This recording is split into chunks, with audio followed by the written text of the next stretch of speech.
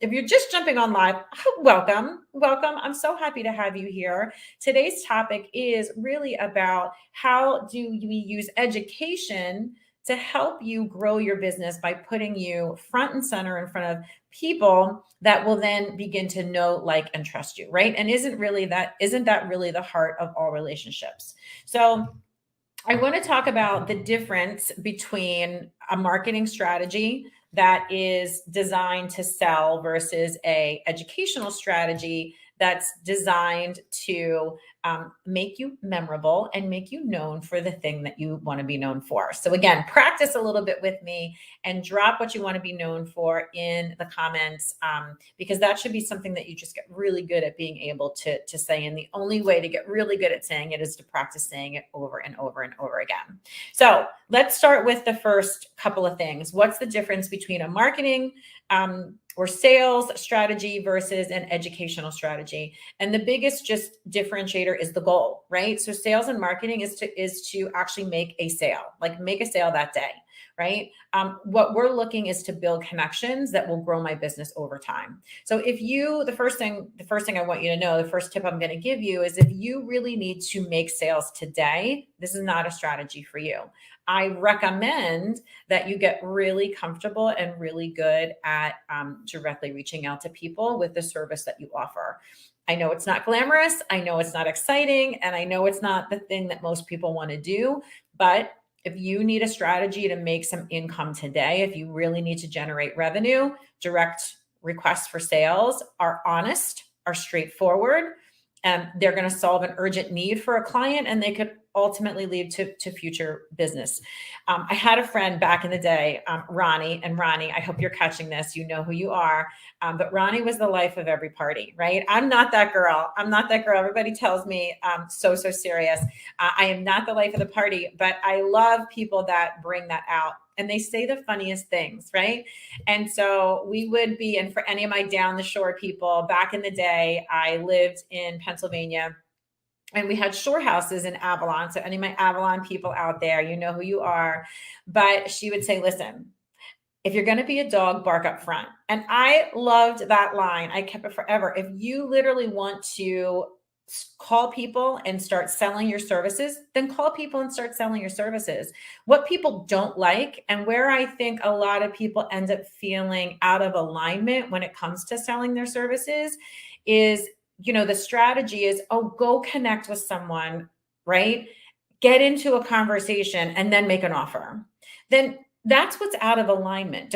That's totally out of alignment. Are you looking to make a connection, or are you looking to make a sale? If you're looking to make a sale, then use a sales strategy. If you're looking to make a connection, then simply go in with the positive intent to connect. And the best way to do that is to share your genius. I also just had a great conversation. I'm like literally looking at my notes because I write down word for word what people tell me. And because I work a lot with people that have built a business based off of their expertise. And she made this comment, and she's like, wait a minute, what? Other people don't know that? Oh, I didn't realize I had to teach people that. Because when things are so easy for you, it's hard to believe that other people actually don't know it. It's just simply hard to believe. Have you ever had that moment? I'd love to hear from you if this is like ringing a bell for you, where you have this moment and you're like, yeah, right? I can't believe that other people don't know how to do this. So if you're feeling that way, or hearing you saying something like that, then you have a perfect opportunity to create an educational strategy. So let me give you just a few quick examples of what that might be. Tips videos are great educational strategies. Webinars are great educational strategies. When someone makes an appointment with you, and then you have a series of 4 to 5 informational type emails that go out with maybe some video or some other things, that's an educational type strategy. Again, the goal is not to sell you. The goal is to make sure that you're generating connections, that people understand what you do, that you're solving some immediate problems, creating that reciprocity. I love podcasts for that. I love internal podcasts for that. And we've made quite a few different strategies for our clients over the years. So if it's something you're interested in, definitely connect with me. Be thrilled to show you a couple of examples of how it works. But today, what I want you to know are 3 things that can help you to kind of get into action, because what we always say is the first one is probably never your best one, right? The second one's a little bit better. By the time you're on your 3rd version, you really have all the kinks and everything worked out. So how do I get started on an educational strategy? Just get started. Pick a topic, pick something you're exponentially good at, that others would be interested to hear about, that you could tell a story about, or that you have a scenario that explains it, and simply start recording. You could do it as a video, you can write it down, whatever medium works best for you. Now, what gets in people's way of doing that? They'll tell me all the time, Susan, I'm just not brave like you. I'm not brave. I can't, I don't think I can live stream. And the thing I want you to know truly about that is that bravery is not something you are. Bravery is actually something you become as a result of those uncomfortable, imperfect, messy, awkward steps that you take in the beginning of everything. I won't get into it here today, but I would love to show you some of my older live streams and you'll see exactly what I'm talking about, right? You might look at me today and say, wow, she's a very confident person. That's not me. And I can tell you with every bit of sincerity, it was not me either. But just because you aren't that way today does not mean that you can't become that way. So the first step is always, what's the block, right? What's the mindset block? What's the voice in you telling you can't? Let's fix that first. Make it easier on yourself to get started. Second thing I want you to know is that, again, this is a slow burn strategy. So educational strategies are informational. It's the only time I love informational programs, right? New, interesting, disruptive, things that are different from how other people see things. This is why I love working with visionaries and entrepreneurs. You see things so differently. And the joy of sharing that with other people actually becomes super fun and really exciting. So remember, we're not doing this as a way to sell our services. We're actually doing this as a way to open ourselves up to the widest range of people and become known for what we do so that we can continue to grow our business. So this is what I call a slow burn strategy. If you need a fast, quick, you need money, you need a cash injection today, there's lots of other things for that. This is a longer term. And the last thing that I'll leave you with as you're thinking about your educational strategy is ask.